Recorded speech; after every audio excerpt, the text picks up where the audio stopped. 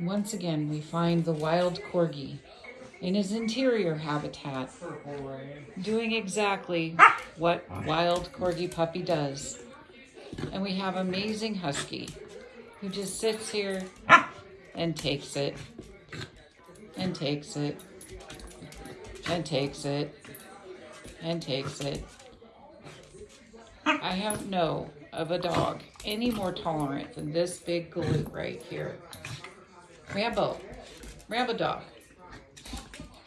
Look up, Rambo. He could bite his little head off, but does he? No. He could never do it because he's just a sweet, gentle beast.